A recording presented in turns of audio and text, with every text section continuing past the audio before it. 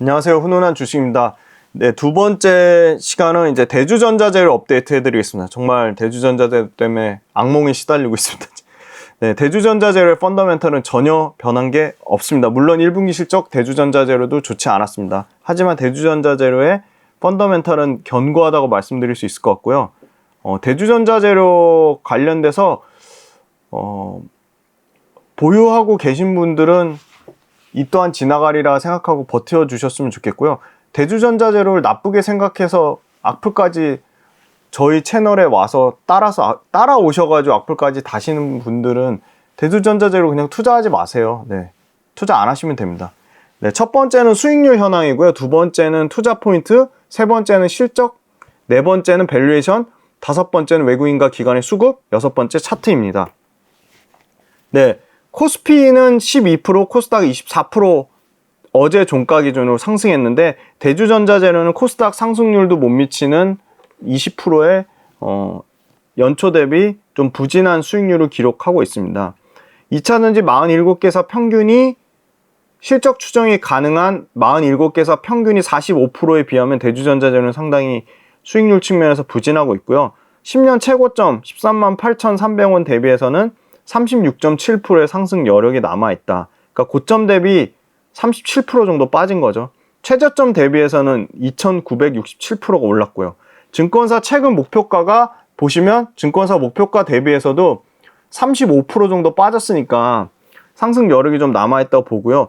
대주전자재료 같은 경우는 체결 강도 100을 기준으로 했을 때 평균 체결 강도가 오히려 120일, 240일, 360일은 거의 100에 가깝습니다. 기존에 좀 장기로 갖고 있던 물량들은 그렇게 매도가 안 나왔는데 최근 단기 물량이 굉장히 나쁩니다. 지금 다 80대 초반으로 5일, 20일, 60일이 굉장히 좀 체결 강도가 낮다. 그 말은 매수세보다 매도세가 좀 강하다고 보고 있고요. 단기적으로는요. 그 다음에 대주전자재료 1분기 실적 말씀드리면 매출 기준으로는 전년 동기 대비해서 21% 정도가 빠졌습니다. 올해 286억 매출을 기록했고 영업이익이 엄청나게 많이 줄었습니다. 83% 정도 감소한 6억대밖에 영업이익이 안 나왔고요. 순이익 측면에서는 적자 전환했습니다. 가장 중요한 이 실리콘 음극재가 포함된 나노 사업부조차도 매출단에서 22% 빠지면서 좀 부진을 했습니다. 요 부진한 부분 관련돼서는 적용 차종이 확대되는 건 맞는데 그게 1분기 실적에는 아직 미반영된 것으로 보이고요. 샘플 테스트 물량으로 나간 것도 실적에 좀 반영이 안 된 것으로 판단하고 있습니다. 매출 비중 단에서는 이 나노 재료가 사실 아직 비중이 적습니다. 22% 현재 기준으로 차지하고 있고요. 전도성 페이스트가 MLCC에 들어가는 부품인 전도성 페이스트가 40%를 여전히 차지하고요. 태양전지 전극 재료가 12%, 고분자 재료가 12%, LED 쪽 형광체 재료가 11%를 차지하고 있습니다. 역시나 핵심은 가장 매출 성장률이 압도적으로 높은 이 나노재료가 실리콘 음극재가 포함된 사업부인데 나노재료가 올해 같은 경우 54% 성장이 나오고 매출단에서 1분기 실적은 부진했지만 계속 말씀드린 2분기, 3분기, 4분기로 갈수록 실적은 계속 좋아질 거로 보고 있고요. 2024년에 147%, 2025년에 125% 매출 성장이 나올 거라 보고 있는데요. 2025년 기준으로 이 나노 재료 사업부가 포함하는 실리콘 음극재 매출만 2025년 기준으로 약 2,300억대 가까이 매출 나올 거라고 보고 있습니다. 사실 전도성 페이스트가 지금 1분기 실적 부진한 걸 바탕으로 올해 연간으로 14%나 실적이 감소할 거라고 보고 있고요. 하지만 2024년과 2025년에 이 IT 전방 산업이 조금만 회복이 되면 2024년에 9%, 2025년에 7%대 성장은 나올 거라고 보고 있습니다. 태양전지 전극재료는 지금 기존의 후면 전극에서 전면 전극까지 확대가 되면서 올해 24%, 내년에 8%, 내후년에 15%, 그래서 평균 내면 약 20% 정도 성장은 나올 거라고 보고 있어요. 고분자 재료단에서도 올해는 마이너스 5% 역성장하지만 내년과 내후년에 모두 두 자릿수 성장은 기록할 거라고 보입니다. 형광체 재료 또한 올해 16%, 내년에 14%, 내년까지는 좀 성장이 두 자릿수까지 유지가 되지만 2025년에 3%로 좀 급격하게 줄어들 것으로 보고 있습니다. 네, 대주전자재료 사업부인데 역시나 40%는 도전성 전극재료라고 하는 전도성 페이스트라고 하는 도전성 전극재료, 이게 MLCC 부품으로 IT, 뭐 자동차, 전장용, 이 전장용 가장 주된 매출처 삼성전기가 전장용 확대하면 당연히 대주전자 재료의 도전성 전극재료의 물량과 전장용에 들어가는 게 당연히 단가도 세기 때문에 P와 Q가 하반기부터는 삼성전기 MLCC 전장용이 늘어나면 늘어날수록 이 도전성 전극재료도 좀 좋아질 거라고 보고 있고요.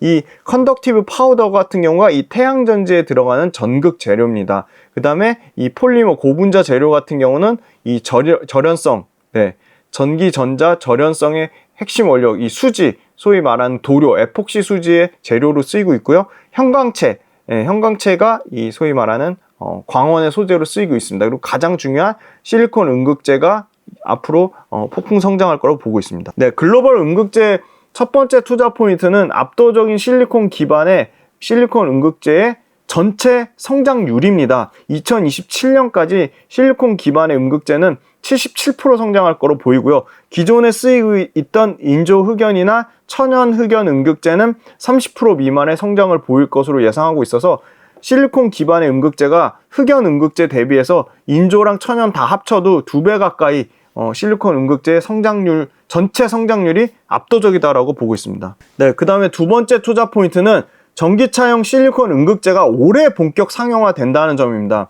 근데 올해 본격 상용화 되려면 당연히 실리콘 음극재를 채택하는 적용 차종이 많아져야 되는데, 기존에는 포르쉐 타이칸만 쓰였습니다. LG 엔솔을 통해 납품하는 포르쉐 타이칸만 쓰였는데, 기존의 포르쉐 타이칸 외에 포르쉐 타이칸과 동일한 플랫폼을 쓰는 아우디 이트론 GT에도 이 실리콘 음극재가 이 대주전자재료 거를 쓰는 것으로 예상이 되고 있습니다. 그리고 마세라티의 그란 투리스모, 이 그란 투리스모 SUV 차종에도 이 실리콘 음극재가 확대가 될 거라고 보고 있고요. 현대차가 가장 최근에 발표한 차세대 아이오닉, 실리콘 음극재 10%가 함유돼 차세대 아이오닉에도 지금 실리콘 음극재를 본격 양산하고 수율까지 나오는 데는 사실 대주전자재료가 유일하기 때문에, 물론 한솔케미칼이 750톤 규모로 본격적으로 양산을 하고 있지만 당연히 대주전자재료에 비해서는 그 생산 레퍼런스, 그 다음에 공정에 대한 효율, 그 다음에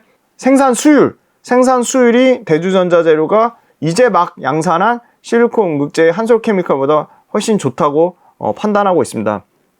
그 다음에 세 번째 투자 포인트는 생산 캐파 확장인데요. 2023년 올해 말 기준으로 3,000톤, 내년에 10,000톤, 2025년에 20,000톤. 시흥 배터리 캠퍼스 풀가동했을 경우엔 8만 톤에서 10만 톤까지 캐파 확장이 가능한데 2030년에는 8만 톤까지. 그러니까 올해 3,000톤에서 2030년 기준으로 8만 톤이니까 새만금 부지, 그 시흥 배터리 캠퍼스에서 기존에 중국에서 조달하는 원재료를 직접 생산해서 원료를 내재화하려고 하고 있습니다. 이 대주전자 재료도 실리콘 음극재 관련돼서 수직 계열화, 밸류체인의 수직 계열화 하려고 하고 있기 때문에 당연히 마진 구조가 좋아질 수밖에 없다고 보고 있습니다. 그래서 아마 실리콘 음극재 원료 직접 생산은 하반기부터 진행되지 않을까, 그렇게 보고 있고요. 그 다음에 이제 실리콘 음극재 매출이 이렇게 폭풍 성장하면서 전체 총 매출을 절반 이상을 계속 꾸준히 유지하면서 꾸준히 우상향 할 거라고 보고 있습니다. 그래서 아까 말씀드린 2025년 기준으로 2,300억대 매출 나올 거라 보고 있고요. 이게 매출 비중 단으로는 약 70% 가까이 될 거라고 보고 있습니다. 네, 그 다음으로 대주전자재료에 이 실리콘 음극재를 양산하는 것 자체가 진입장벽이 되고 있습니다. 사실 한솔케미칼만 해도 계속 작년부터 실리콘 음극재 양산 얘기가 나왔으나 수율 문제라든지 품질 문제 때문에 1년 넘게 지연이 돼서 이제야 양산하기 시작했습니다. 대주전자재료가 3,000톤이라면 한솔케미칼의 750톤하고는 4배 가까운 캐파의 차이가 있습니다. 그래서 캐파 차이가 있고 생산 수율의 차이가 있고, 그 다음에 세 번째는 대주전자재료가 양산하는 실리콘 음극재 DMSO 같은 경우는 지금 충방전 효율 또한 기존의 그 실리콘 음극재보다 월등히 좋고, 충방전 효율 또한 90%가 넘는 충방전 효율이 나오고 있고요. 에너지 밀도 또한 약 25% 가까이 넘는 에너지 효율 또한 좋아지고 있습니다. 그리고 실리콘 음극재 관련돼서 사실 에너지 밀도는 좋은데 초기 효율이 안 나오는 문제가 있습니다. 이 유일하게 대주전자재료가 양산하는 실리콘 산화물 방식이 초기 효율이 낮다는 단점인데, 그거조차도 대주전자재료가 마그네슘을 섞어서 초기 효율도 엄청나게 좋게 만들었습니다. 그래서 초기 효율도 좋으면서 충방전 효율도 높으면서 에너지 밀도까지 고에너지 밀도를 자랑하면서 완벽한 그 실리콘 음극재 관련된 기술적인 진입장벽을 쌓았고, 한솔케미칼보다 4배 넘는 양산성을 보이면서 양산성 자체, 이 실리콘 음극재를 양산하면서 적정한 생산 효율을 유지하는 것, 생산 수율을 유지하는 것 자체가 진입 장벽이 되고 있습니다. 그래서 이 실리콘 음극재 요 그림 3번을 보시면 이제 압도적으로 전기차에 늘어날 거라고 보고 있지만, 그 외에도 전동 공구라든지 단가가 높은 프리미엄 IT 제품에도 확대가 될 거라고 보고 있고요. 프리미엄 IT 제품은 올해 말고 2025년 상반기부터 양산될 거라고 보고 있습니다. 네, 최근에 지금 약 800억 넘는 돈을 투자해서 캐파를 늘렸고요. 2026년까지 2천억 넘는 새만금 지구의 실리콘 음극재 캐파 확대를 위한 투자를 확대할 거라고 보고 있습니다.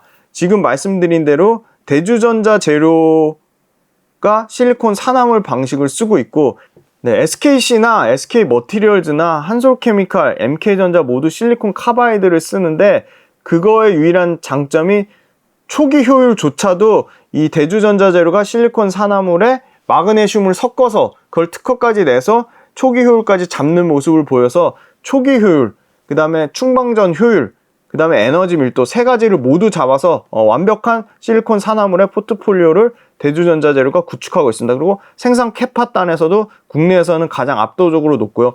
현재 기준으로도 3,000톤으로 가장 높고요. 포스코 케미칼이 2025년에 1,000톤을 생산할 거로 보고 있고요. 포스코 퓨처엠 바뀌었죠. 포스코 퓨처엠의 자회사인 포스코 실리콘이 2025년 기준으로 1,000톤이고요. 한솔케미칼 같은 경우는 2023년 기준으로 750톤. 이게 2025년에 1,500톤으로 늘린다고 했고요. 대주전자재료는 2025년 기준으로 2만 톤이니까 뭐 압도적으로 캐파 차이가 있다고 보고 있어요. SK머티리얼즈도 2025년까지 10,000톤 확보하겠다고 했는데, 지금 SK머티리얼즈 같은 경우는 아직 양산도 안 된 상태예요. 2,000톤도 아직 양산을 못 했고요. 이것도 계속 아마 한솔케미칼처럼 그렇게 빠르게 이렇게 바로 양산은 안 될 거라고 보고 있어요. 그래서 얘네 말로는 2024년에 양산을 한다고 하지만 그것도 돼봐야지 알 것 같습니다. 그 다음에 실리콘 산화물의 매출 비중이 계속 올라가면 올라갈수록 영업이익 비중이 2026년 기준으로 93%까지 올라갈 걸 보고 있어요. 그러면 어떻다? 영업이익률이 올해 기준으로 약 10% 중후반인데, 이게 당연히 실리콘 산화물 마진이 굉장히 좋기 때문에 실리콘 산화물이 많이 영업이익 비중이 커지면 커질수록, 지금은 40% 미만인데 이게 92%까지 2배 넘게 커지면 당연히 영업 마진이 좋아질 거라고 보고 있습니다.